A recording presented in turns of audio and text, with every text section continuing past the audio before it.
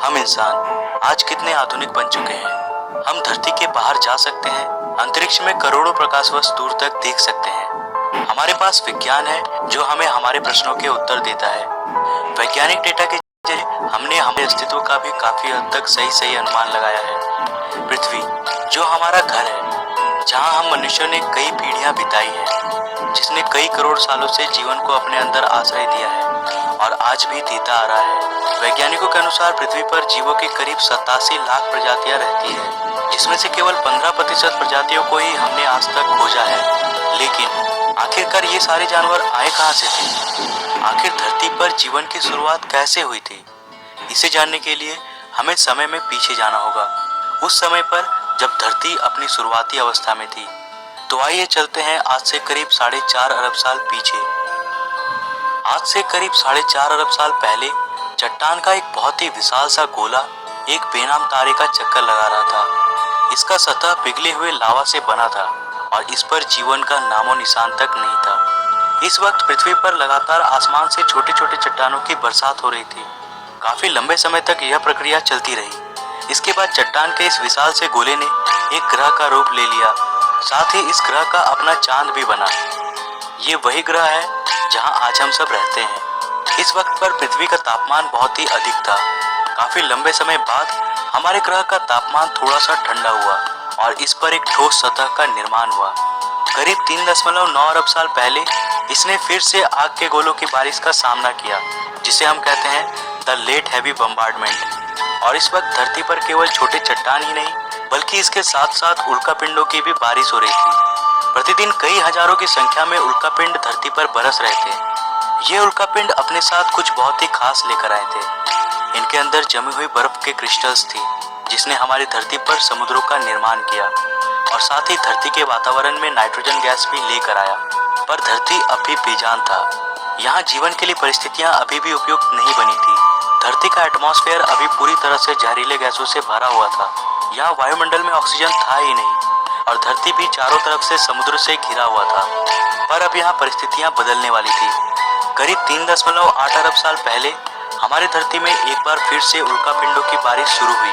पर अब की बार ये पिंड अपने साथ केवल पानी ही नहीं लाए थे, बल्कि ये कुछ बेहद अनमोल चीज लेकर आए थे, जो धरती को जीवन देने वाला था।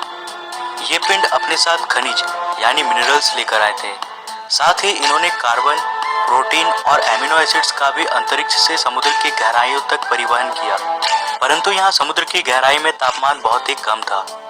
यहाँ सूरज की रोशनी पहुंच ही नहीं सकती थी। लेकिन यहाँ समुद्र की गहराई में भी छोटे छोटे प्राकृतिक चिमनीज थे, जो पानी को गहराई में भी गर्म रख रहे थे और यहीं पर जीवन का पहला बीज पनपा। हम ये नहीं जानते हैं कि ऐसा कैसे हुआ था, लेकिन किसी प्रकार से यहीं पर उन सारे मिनरल्स और केमिकल्स ने आपस में अभिक्रिया करके जीवन का बीज बोया और यहाँ जन्म हुआ पहले एक कोशिकीय जीवों का। ये एक प्रकार के बैक्टीरिया थे। ये बैक्टीरिया समुद्र में बहुत ही तेजी से बढ़ने लगे। अब ये पानी पूरी तरह से इन सूक्ष्म एक कोशिकीय जीवों से भर गया था। कई करोड़ साल बाद, यानी आज से करीब 3.5 अरब साल पहले, समुद्र के अंदर इन बैक्टीरियाओं की संख्या इतनी बढ़ गई थी कि ये आपस में जुड़कर इस प्रकार के पत्थरों जैसी संरचनाओं में बदल गए थे, जिसे कहा जाता है स्ट्रोमेटालाइट्स। ये एक एक चट्टान अपने आप में बैक्टीरियाओं की एक पूरी बस्ती थी। ये बैक्टीरिया सूरज की रोशनी को भोजन में बदलते थे और इस प्रक्रिया को हम बेहतर रूप से जानते हैं प्रकाश संश्लेषण के नाम से। इसी प्रक्रिया में ये एक उत्पाद, एक बाय प्रोडक्ट को निकालते थे, एक गैस, ऑक्सीजन।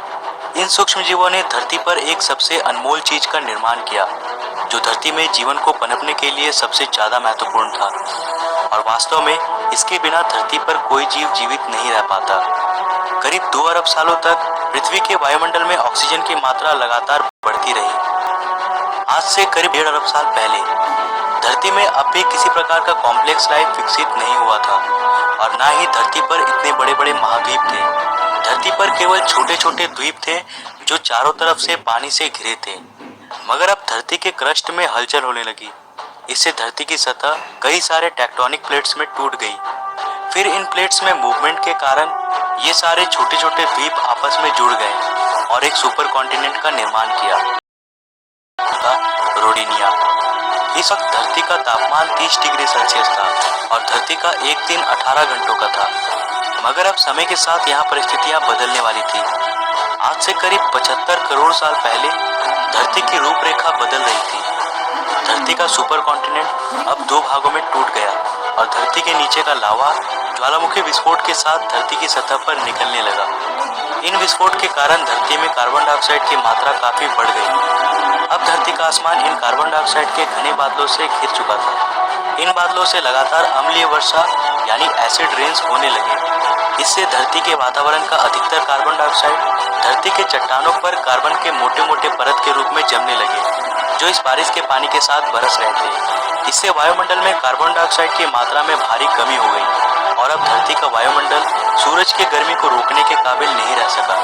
इससे धरती का तापमान बहुत ही तेजी से कम होने लगा और धरती पर पहले हिमयुग यानी आइस एज की शुरुआत हुई। यह आइस एज अब तक का सबसे लंबा आइस एज था, लेकिन ये भी हमेशा के लिए नहीं रहने वाला था। समय के साथ साथ वायुमंडल में कार्बन डाइऑक्साइड की मात्रा फिर से बढ़ने लगी और पृथ्वी का तापमान फिर से बढ़ने लगा। इससे धरती पर जमा बर्फ धीरे धीरे पूरी तरह से गलने लगा और पृथ्वी फिर से सामान्य रूप में आने लगी। लेकिन उन सिंगल सेल बैक्टीरिया क्या हुआ जो आइस एज के आने से पहले समुद्र में थे? आज से करीब 54 करोड़ साल पहले अब धरती का सारा बर्फ पूरी तरह से पिघल चुका था। इस वक्त समुद्र के अंदर जाने पर हमें एक बिल्कुल नई दुनिया देखने को मिलती है। ऑक्सीजन की उपलब्धता में अब वे एक कोशिकीय जीव कई अन्य रूपों में विकसित हो चुके हैं। यहाँ चारों तरफ समुद्री पौधे, ऐसे अजीब से छोटे छोटे समुद्री जीव थे, साथ ही ये दैत्याकार समुद्री दानव भी था, एनोमेलाकैरिश। ये सब कॉम्प्लेक्स मल्टीसेलुलर ऑर्गेनिज्म के नए प्रजाति थे जो कि एक कोशिकीय सूक्ष्म जीव से विकसित हुए थे। ये है पिकाया। ये केवल 5 सेंटीमीटर लंबे थे, लेकिन इन्होंने अपने शरीर में कुछ बेहद ही खास विकसित कर लिया था, जो आगे चलकर हमारे शरीर का एक महत्वपूर्ण अंग बनने वाला था। ये पहले जीव थे जिनके पास रीढ़ की हड्डी थी और इन्हीं से विकसित होकर ये खासियत हमें भी मिलने वाली थी।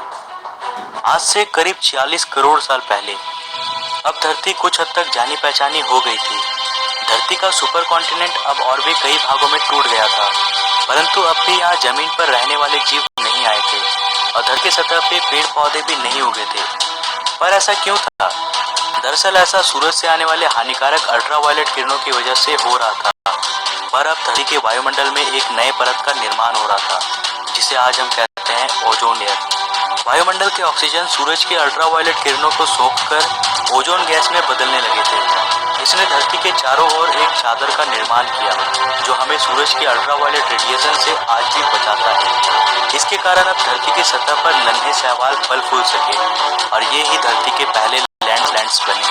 समुद्र में रहने वाली ये मछली टिकटैलिक, जिसने पहली बार समुद्र से बाहर आने का निर्णय लिया, इसने अपने फिन्स का इस्तेमाल पैरों के रूप में किया और समय के साथ ये जमीन पर ज्यादा देर तक रहने लगा, जिससे इसके अंग काफी विकसित हो गए। करीब 1.5 करोड़ साल के विकास क्रम के बाद ये जानवर अब पूरी तरह से जमीन में रहने लायक बन चुके थे और इन्हें कहा जाता था टेट्रापोड्स।